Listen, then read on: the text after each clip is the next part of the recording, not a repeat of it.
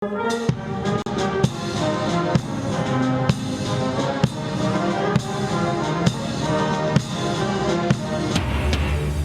France দ্বিপক্ষীয় সম্পর্ক নতুন মাত্রায়, প্রতিরক্ষা সহযোগিতায় সম্মতিপত্র সই, সশস্ত্র বাহিনী পাবে উন্নত প্রযুক্তি ও প্রশিক্ষণ। জলবায়ুর পরিবর্তন মোকাবেলায় গ্লাসগো চুক্তির প্রাথমিক খসড়া প্রকাশ, লক্ষ্যমাত্রা অর্জনে সীমাবদ্ধতা দূর করে কার্যকর পদক্ষেপ নেওয়ার আহ্বান বরিসের। শ্রীলঙ্কার কলম্বোয় বন্যা পরিস্থিতির চরম অবনতি, মৃতের সংখ্যা বেড়ে 12, বিভিন্ন স্থানে ভূমিধস। চেন্নাই সহ তামিলনাড়ুর 20 জেলায় রেড অ্যালার্ট। এবং ফের আলোচনায় ক্যাপিটাল হিল হামলা, হোয়াইট হাউসের নথিপত্র তদন্ত কমিটির কাছে ট্রাম্পের আবেদন প্রত্যাখ্যান, ঘনিষ্ঠ জনদেরও ডাকা হবে শুনানিতে।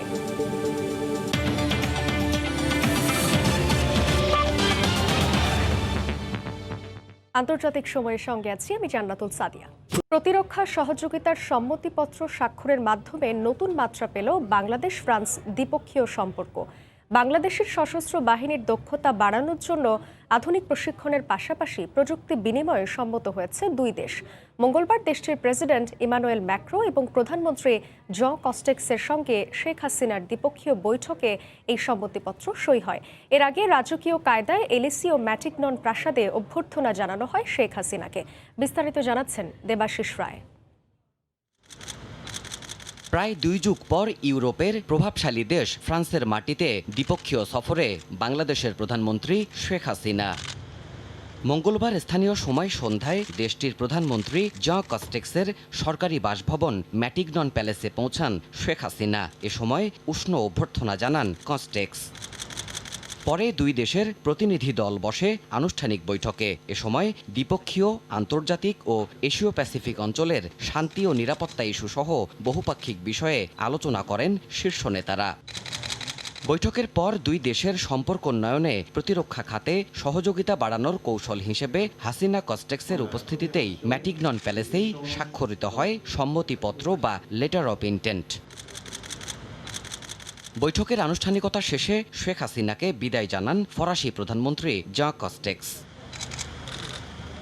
এর আগে মঙ্গলবার স্থানীয় সময় সকালে ফ্রান্সের প্যারিসে পৌঁছান প্রধানমন্ত্রী শেখ হাসিনা। পরে দুপুরে তিনি প্রেসিডেন্ট ইমানুয়েল ম্যাক্রোর আমন্ত্রণে যান ঐতিহাসিক এলিসি প্যালেসে।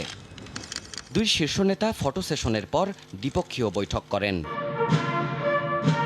প্রেসিডেন্টের সরকারি বাসভবন বা এলিসি প্যালেসের ঐতিহ্য বজায় রেখে রাজকীয় রাষ্ট্রাচারে প্রধানমন্ত্রীকে অভ্যর্থনা জানায় প্রেসিডেন্টের গার্ড রেজিমেন্ট। দুদেশের জাতীয় সঙ্গীত বাজিয়ে সম্মান জানানো হয়। প্যালেসের কর্মকর্তাদের নিয়ে প্রেসিডেন্সিয়াল গার্ড পরিদর্শন করেন প্রধানমন্ত্রী। এলিসি প্যালেসের ঊর্ধ্বতন কর্মকর্তারা পুরো প্যালেসের খুঁটিনাটি দিক ও ঐতিহ্য সম্পর্কে অবহিত করেন শেখ হাসিনাকে। পরে রিপাবলিকান গার্ডের পক্ষ থেকেও সম্মান জানানো হয় তাকে। দ্বিপক্ষীয় সহযোগিতা জোরদারের জন্য ব্যবসা, বিনিয়োগ ও প্রতিরক্ষা সহযোগিতায় জোর দিয়েছে দুই পক্ষই। কূটনীতিকরা আশাবাদী যে এই সফর বাংলাদেশ ও ফ্রান্সের মধ্যেকার দ্বিপাক্ষিক অংশীদারিত্বের সম্পর্ককে আরও শক্তিশালী করার ক্ষেত্রে নতুন অধ্যায়ের সূচনা তৈরি করল। দেবাশিস রায়, সময় সংবাদ। প্রধানমন্ত্রী শেখ হাসিনার ফ্রান্স সফরে উচ্ছ্বসিত প্রবাসী বাংলাদেশিরা। দীর্ঘ 22 বছর পর বাংলাদেশের কোনো সরকার প্রধানের এ সফর দুই দেশের সম্পর্ক আরও সুদৃঢ় করে তুলবে বলে মনে করছেন তারা। কূটনৈতিক সম্পর্কের পাশাপাশি ফ্রান্সের সঙ্গে অর্থনৈতিক ও বাণিজ্যিক সম্পর্ক জোরদারের দাবি জানিয়েছেন প্রবাসীরা। প্রধানমন্ত্রীর সফরকে কেন্দ্র করে রাজধানী প্যারিসে জড়ো হয়েছেন ইউরোপের বিভিন্ন দেশের আওয়ামী লীগ নেতাকর্মীরা। প্যারিস থেকে সেই খবরই জানাচ্ছেন লুৎফুর রহমান বাবু। প্রধানমন্ত্রী শেখ হাসিনা প্যারিসে পৌঁছলে তাকে স্বাগত জানাতে আগে থেকেই সেখানে জড়ো হন ফ্রান্স আওয়ামী লীগ ও ইউরোপ আওয়ামী লীগের নেতাকর্মীরা। প্রধানমন্ত্রীকে অভ্যর্থনা জানাতে ব্যানার, প্ল্যাকার্ড হাতে রাস্তায় দাঁড়িয়ে যান তারা। প্রধানমন্ত্রীর আগমনে উচ্ছ্বসিত প্রবাসী আওয়ামী লীগের নেতাকর্মীরা। 22 বছর পর বাংলাদেশের সরকার প্রধানের এ সফরকে বেশ গুরুত্বের সঙ্গে দেখছেন প্রবাসীরা। তারা বলছেন, প্রধানমন্ত্রীর এই সফরে ফ্রান্স ও বাংলাদেশের সম্পর্ক আরও সুদৃঢ় হবে। শেখ হাসিনার এই সফর অত্যন্ত গুরুত্ব বহন করে। এই সফরের মাধ্যমে তিনি ফ্রান্সের শীর্ষ ব্যবসায়ী সংগঠনের সাথে একাধিক বৈঠকে মিলিত হবেন এবং বাংলাদেশে ফ্রান্সের স্বনামধন্য বিভিন্ন কোম্পানিকে দেশে বিনিয়োগের উৎসাহিত করবেন। স্বাধীনতার পরে প্রথম বাংলাদেশের একজন প্রধানমন্ত্রী ফ্রান্সের রাষ্ট্রীয় সফরে এসেছেন। ইউরোপের সকল দেশের আওয়ামী লীগের নেতাকর্মীদের মধ্যে আজকে যেই উৎসাহ উদ্দীপনা দেখা দিয়েছে তা দলের জন্য অনেক লাভবান। প্রধানমন্ত্রীর এই সফরে কূটনৈতিক সম্পর্কের পাশাপাশি দুই দেশের মধ্যে বাণিজ্য ও অর্থনৈতিক সম্পর্ক আরও শক্তিশালী হবে বলে প্রত্যাশা প্রবাসীদের। ফ্রান্সের রাষ্ট্রীয় সফরে প্রথম দিনে প্রধানমন্ত্রী শেখ হাসিনা দেশটির রাষ্ট্রপ্রধান ও সরকার প্রধানের সাথে দ্বিপক্ষীয় বৈঠকে অংশগ্রহণ করেন। সেখানে দুই দেশের স্বার্থ সংশ্লিষ্ট বিষয়গুলো নিয়ে তারা আলোচনা করেন। আর এই আলোচনার মধ্য দিয়ে ফ্রান্স ও বাংলাদেশের বন্ধুত্বপূর্ণ সম্পর্ক আরও সুদৃঢ় হবে এমনটাই মনে করছেন সংশ্লিষ্টরা। লুৎফর বাবু, সময় সংবাদ, প্যারিস। প্রধানমন্ত্রীর ফ্রান্স সফরের সবশেষ খবর জানাতে এই মুহূর্তে প্যারিসে আছেন সহকর্মী লুৎফুর রহমান বাবু। সরাসরি যাচ্ছি তার কাছে। লুৎফুর।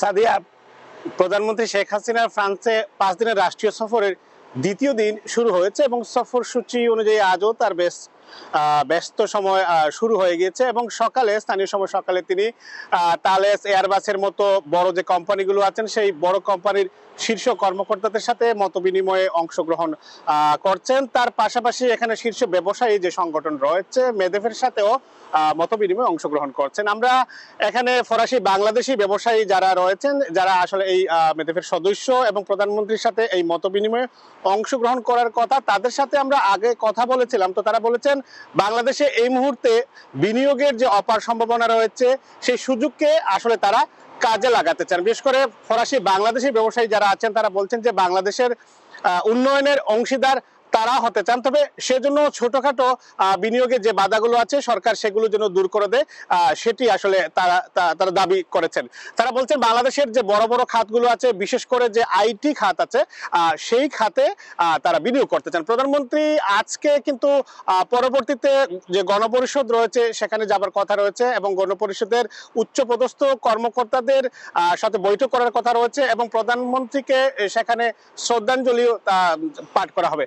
প্রধানমন্ত্রীর এই সফরে ইউনেস্কোর যে 75তম অধিবেশন সেখানে তার যোগদান করার কথা রয়েছে এবং প্রধানমন্ত্রী ইউনেস্কো বাংলাদেশ বঙ্গবন্ধু আন্তর্জাতিক যে পুরস্কার রয়েছে সেই পুরস্কারও তার হাত ধরে সেখানে দেবার কথা রয়েছে।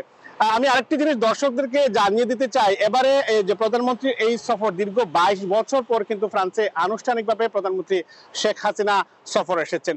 সংশ্লিষ্টরা বলছেন যে প্রধানমন্ত্রীর এবারে এই সফর দিয়ে দুই পক্ষের অর্থাৎ ফ্রান্স এবং বাংলাদেশের মধ্যে যে দ্বিপক্ষীয় বাণিজ্যিক সম্পর্ক রয়েছে, যে কূটনৈতিক সম্পর্কগুলো রয়েছে, সেই সম্পর্কগুলো কিন্তু আরো অনন্য উচ্চতায় গিয়ে পৌঁছাবে। বিশেষ করে বাণিজ্যের বিষয়টি তারা বলছেন যে বাংলাদেশে বারবার কিন্তু বিনিয়োগের বিষয়টি ঘুরে ফিরে আসছে, যে বাংলাদেশে বিনিয়োগের যে সম্ভাবনাগুলো রয়েছে, এখানকার যে ব্যবসায়ী যারা রয়েছেন তারা কিন্তু সেই বিনিয়োগের সেই সুযোগগুলোকে কাজে লাগাতে চান। বাংলাদেশের যে বড় বড় খাতগুলো রয়েছে সেই খাতে আসলে তারা বিনিয়োগ করতে চান। আমরা এর পাশাপাশি দেখেছি যে প্রধানমন্ত্রী শেখ হাসিনাকে কিন্তু স্বাগত জানানোর জন্য ইউরোপের বিভিন্ন দেশের স্থানীয় আওয়ামী লীগের পাশাপাশি প্রবাসী বাংলাদেশিরাও কিন্তু এই প্যারিসে জড়ো হয়েছিলেন এবং তারা প্রধানমন্ত্রীকে স্বাগত জানিয়েছেন। তো সাদিয়া, প্রধানমন্ত্রী শেখ হাসিনা ফ্রান্সের রাষ্ট্রীয় সফরের দ্বিতীয় দিনের এই ছিল এখন পর্যন্ত আমার কাছে সর্বশেষ। প্রধানমন্ত্রীর ফ্রান্স সফরের সবশেষ খবর জানাতে প্যারিস থেকে যুক্ত ছিলেন সহকর্মী লুৎফুর রহমান বাবু। জলবায়ু পরিবর্তনের ক্ষতিকর প্রভাব মোকাবেলায় চলমান COP26-এ গ্লাসগো চুক্তির প্রাথমিক খসড়া প্রকাশ করা হয়েছে। এ বিষয়ে চূড়ান্ত খসড়া সম্মেলনের শেষ দিন প্রকাশ করা হবে বলে জানা গেছে। এদিকে চুক্তির প্রথম খসড়া প্রকাশের পরপরই জলবায়ুর পরিবর্তন ঠেকাতে সব ধরনের সীমাবদ্ধতা দূর করে বিশ্ব নেতাদের কার্যকর পদক্ষেপ গ্রহণের আহ্বান জানিয়েছেন ব্রিটিশ প্রধানমন্ত্রী বরিস জনসন। গ্লাসগোতে জলবায়ু সম্মেলন শেষ হওয়ার আর মাত্র 2 দিন বাকি। এর আগে প্রায় 200 দেশের আলোচকরা গ্লাসগো চুক্তি সইয়ের লক্ষ্যে এর খসড়া তৈরিতে ব্যস্ত সময় পার করছেন। এরই মধ্যে প্রকাশ করা হয়েছে চুক্তির প্রাথমিক খসড়া। এতে বৈশ্বিক তাপমাত্রা কমানো, জলবায়ুর পরিবর্তনে ক্ষতিগ্রস্ত দেশগুলোকে অর্থ সহায়তায় ধনী দেশগুলোকে উদ্বুদ্ধ করার মতো গুরুত্বপূর্ণ বিষয়গুলো আলোকপাত করা হয়েছে। এবারের COP26-কে প্যারিস চুক্তি পরবর্তী সবচেয়ে গুরুত্বপূর্ণ সম্মেলন হিসেবে দেখা হচ্ছে। জলবায়ু পরিবর্তনের প্রভাবে বিশ্বের অর্ধেক জনসংখ্যা 2030 সালের মধ্যে ঝুঁকিতে পড়বে। জলবায়ু পরিবর্তনজনিত ক্ষতি মোকাবেলায় বার্ষিক 10,000 কোটি মার্কিন ডলারের তহবিল গঠনের প্রতিশ্রুতি পূরণে উন্নত দেশগুলোর প্রতি আহ্বান জানানো হয়েছিল। যদিও এখন পর্যন্ত ওই অর্থের বণ্টন নিয়ে বিশ্ব নেতাদের তেমন কোনো প্রতিশ্রুতি পাওয়া যায়নি। ধনী দেশগুলোর বিরুদ্ধে পর্যাপ্ত সহযোগিতা না করারও অভিযোগ করে আসছে ক্ষতিগ্রস্ত দেশগুলো। আর তাই খসড়ায় উন্নত দেশগুলোকে ক্ষতিগ্রস্ত দেশগুলোকে যথেষ্ট অর্থ সহায়তার আহ্বান জানানো হয়েছে। বায়ুমণ্ডলের তাপমাত্রা ও কার্বন নিঃসরণের হার বাড়তে থাকায় মানবজাতির জন্য তা বড় হুমকি হিসেবে দেখা দিয়েছে। আর তাই কিভাবে বৈশ্বিক তাপমাত্রা বৃদ্ধির হার 1.5 ডিগ্রি সেলসিয়াসের মধ্যে রাখা যায়, উন্নত দেশগুলোকে কার্যকর পদক্ষেপ গ্রহণের আহ্বানও জানানো হয়েছে ওই প্রাথমিক খসড়াতে।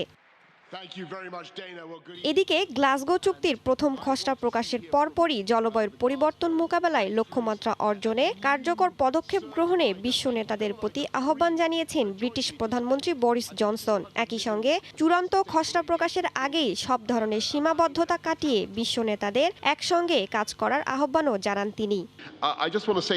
COP26-এর চূড়ান্ত খসড়ায় জলবায়ু পরিবর্তন ঠেকাতে এ পর্যন্ত দেয়া প্রতিশ্রুতিগুলো বাস্তবায়নে মধ্যস্থতাকারী দল দায়িত্বের সঙ্গে কাজ করছে। যদিও এখনো অনেক কিছু করা বাকি। এখন সময় সব ধরনের সীমাবদ্ধতাকে পাশ কাটিয়ে একসঙ্গে কাজ করার। বৈশ্বিক তাপমাত্রা বৃদ্ধির হার 1.5 ডিগ্রি সেলসিয়াসের মধ্যে রাখতে হলে একসঙ্গে কাজ করার বিকল্প নেই। চলমান COP26-এ জলবায়ু পরিবর্তন ঠেকাতে গ্লাসগো চুক্তির খসড়া যাতে উন্নত দেশগুলো অনুমোদন দেয়, বর্তমানে সে লক্ষ্যে সমঝোতা চলছে। আগামী 12 নভেম্বর শেষ হবে এবারের জলবায়ু সম্মেলন। রাইসা জান্নাত, সময় সংবাদ। শ্রীলঙ্কার রাজধানী কলম্বোতে বন্যায় মৃতের সংখ্যা বেড়ে দাঁড়িয়েছে 12। দেশটির কুরুনাগালা শহরে ভূমিধসের ঘটনা ঘটেছে। এ সময় বিধ্বস্ত হয় রাস্তাঘাট ও ঘরবাড়ি। এদিকে ভারী বৃষ্টিপাত অব্যাহত রয়েছে ভারতের তামিলনাড়ু রাজ্যের বিভিন্ন জেলায়। বন্যা পরিস্থিতির আরও অবনতি হয়েছে। আগামী দুদিন রাজধানী চেন্নাই সহ রাজ্যটির 20 জেলায় রেড অ্যালার্ট জারি করা হয়েছে। স্থানীয় বাসিন্দাদের ঘরে থাকার নির্দেশ দিয়েছে কর্তৃপক্ষ। বন্যায় নাকাল শ্রীলঙ্কার রাজধানী কলম্বো। মঙ্গলবারও ভারী বৃষ্টি এবং প্রবল বজ্রপাত হয় দেশটিতে। এতে বেড়েই চলেছে মৃতের সংখ্যা। এদিন দেশটির কুরুনাগালা শহরে ভূমিধসের ঘটনা ঘটেছে। এ সময় বহু ঘরবাড়ি বিধ্বস্ত হয়, হতাহত হন অনেকে। নতুন করে ঝুঁকিপূর্ণ এলাকা থেকে সরিয়ে নেওয়া হয় কয়েকশো বাসিন্দাকে। তবে আগামী দুদিনে বৃষ্টিপাত কমে আসবে বলে জানায় দুর্যোগ প্রতিরক্ষা অধিদপ্তর। তবে বৃষ্টি কমলেও মানুষকে সতর্ক থাকার নির্দেশ দেওয়া হয়েছে। এদিকে এখনও টানা বৃষ্টিপাত অব্যাহত রয়েছে ভারতের তামিলনাড়ু রাজ্যের বিভিন্ন জেলায়। মঙ্গলবার রাতেও ভারী বৃষ্টি হয় রাজধানী চেন্নাই সহ আশপাশের এলাকায়। এতে বন্যা পরিস্থিতির আরও অবনতি হয়েছে। আগামী দুদিন ভারী বর্ষণ চলতে থাকবে বলে জানিয়েছে স্থানীয় আবহাওয়া দফতর। ফলে রাজধানী চেন্নাই সহ রাজ্যটির 20টি জেলায় রেড অ্যালার্ট সতর্কতা জারি করেছে প্রশাসন। এক ভিডিও বার্তায় তামিলনাড়ু পুলিশের মহাপরিচালক সকলকে ঘরে থাকারও নির্দেশ দেন। পরিস্থিতির অবনতি হওয়ায় তামিলনাড়ু রাজ্য সরকার রাজধানী চেন্নাই, কাঞ্চিপুরম, চেঙ্গেলপেট ও তিরুভাল্লুর সহ মোট 9টি জেলায় আগামী দুদিনের জন্য সব ধরনের শিক্ষা প্রতিষ্ঠান বন্ধের ঘোষণা দিয়েছেন। এছাড়া নতুন করে 13টি জেলায় জাতীয় দুর্যোগ প্রতিরক্ষা বাহিনীর সদস্যদের মোতায়েন করা হয়েছে। জিনিয়া শেখ, সময় সংবাদ। ভারতের রাজধানী দিল্লির যমুনা নদীতে ভয়ঙ্কর দূষণ দেখা দিয়েছে। বিষাক্ত ফেনায় ছেয়ে গেছে পুরো নদী। দূষিত পানিতে ছট পূজার অংশ হিসেবে পুণ্য স্নান করছেন সনাতন ধর্মাবলম্বীরা। এতে চর্মরোগের আশঙ্কা করছেন বিশেষজ্ঞরা। আর দূষণ নিয়ে উদ্বেগ জানিয়েছেন পরিবেশবাদীরা। দেখে মনে হবে সাদা মেঘ যেন ধরিত্রীর বুকে নেমে এসেছে। মেঘে মেঘে ছেয়ে গেছে যমুনার জল। জলের মধ্যে মেঘের সঙ্গে ধরাছোঁয়ার খেলায় মেতেছেন মানুষ। মনোরম কোনো দৃশ্য নয় এটা। ভারতের রাজধানী দিল্লির যমুনা নদী ভরে গেছে বিষাক্ত ফেনায়। পাশাপাশি চলছে তীব্র বায়ু দূষণ। এর মধ্যেই আবার নতুন করে যমুনার পানি দূষণ। সব মিলিয়ে দিল্লির অবস্থা এখন ভয়াবহ। হিন্দু সম্প্রদায়ের একটি ধর্মীয় উৎসব ছট পূজা। 4 দিনব্যাপী এ পূজার অংশ হিসেবে পুণ্য লাভের আশায় যমুনা নদীতে স্নান করতে আসেন তারা। অথচ বর্তমানে নদীর অবস্থা ভয়াবহ। দূষণের কারণে নদীর পানিই চোখে পড়ছে না, যতদূর চোখ যায় কেবল সাদা ফেনা। এই দূষিত পানিতেই স্নান করছেন পূজারীরা। নদীর পানি মারাত্মক দূষিত, কিন্তু আমাদের কোনো উপায় নেই। ছট পূজার রীতি অনুযায়ী যমুনার পানিতে আমাদের স্নান করতে হয়। নদীর পানি পরিষ্কারে সরকার দ্রুত পদক্ষেপ নেবে বলে আশা করছি। এদিকে দূষিত পানিতে স্নান করার কারণে চর্মরোগের আশঙ্কাও করছেন তারা। যমুনার পানি দূষণে উদ্বেগ প্রকাশ করেছেন পরিবেশবাদীরাও। এর জন্য শিল্প বর্জ্য ও পয়ঃনিষ্কাশন ব্যবস্থাকে দায়ী করেছেন তারা। অপরিশোধিত পয়ঃপ্রবাহ এবং আশেপাশের শিল্পবর্জ্য সুয়ারেজ লাইনের মাধ্যমে সরাসরি যমুনার পানিতে ছেড়ে দেওয়া হচ্ছে। আমরা সবাই দেখতে পাচ্ছি নদীর পানি কি পরিমাণ দূষিত হয়েছে। এর জন্য দায়ী সরকার ও সুয়ারেজ প্লান্টের সঙ্গে সংশ্লিষ্টরা। দীপাবলিতে ফোটানো আতশবাজির কারণে দিল্লিতে আগেই বায়ু দূষণের মাত্রা ছাড়িয়েছে। এবার যমুনার পানি দূষণ রাজধানীকে আরও কয়েক গুণ বেশি ঝুঁকিতে ফেলে দিল। রাইসা জান্নাত, সময় সংবাদ। 6 থেকে 11 বছর বয়সী শিশুদের করোনা টিকা ব্যবহারের অনুমোদন চেয়েছে মডার্না। মঙ্গলবার ইউরোপীয় ইউনিয়ন EU এর ওষুধ নিয়ন্ত্রক সংস্থার কাছে মডার্না এই আবেদন করেছে। এই প্রথম শিশুদের জন্য টিকা অনুমোদন চেয়ে আবেদন করল ওষুধ কোম্পানিটি। শিশুদের 4 সপ্তাহের ব্যবধানে 50 মাইক্রোগ্রামের 2টি ডোজ দিতে হবে। এর আগে ইউরোপে 12 বা তার ঊর্ধ্ব বয়সী শিশুদের জন্য মডার্নার টিকা ব্যবহারের অনুমোদন দেওয়া হয়।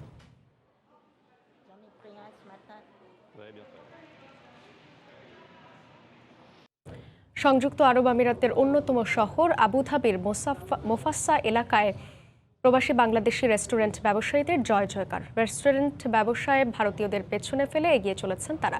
এই এলাকার সফল ব্যবসায়ীদের অধিকাংশ বাংলাদেশের চট্টগ্রাম অঞ্চলের বাসিন্দা। সংযুক্ত আরব আমিরাতের আবুধাবি থেকে আনোয়ার হোসেন মামুনের পাঠানো তথ্য ও ছবি নিয়ে রিপোর্ট। সংযুক্ত আরব আমিরাতের অন্যতম সিটি আবুধাবির জনবহুল শিল্প এলাকা মোসাফা। এখানে বসবাস করেন বহু প্রবাসী বাংলাদেশি। একসময় এখানকার রেস্টুরেন্ট ব্যবসা প্রতিষ্ঠানগুলো ভারতীয়দের দখলে থাকলেও কালের পরিবর্তনে আগের সেই অবস্থানে নেই ভারতীয় ব্যবসায়ীরা।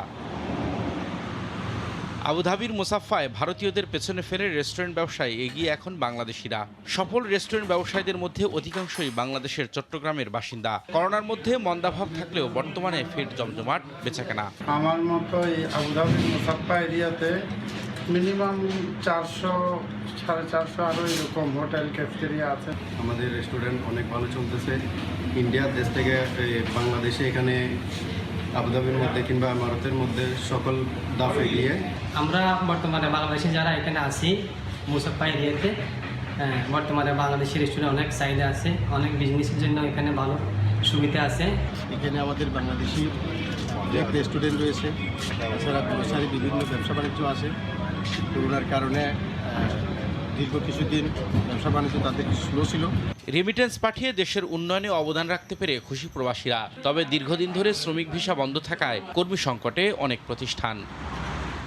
সময় সংবাদ, আবুধাবি, সংযুক্ত আরব আমিরাত। জানিয়ে দিচ্ছি আন্তর্জাতিক সময়ের শিরোনামগুলো।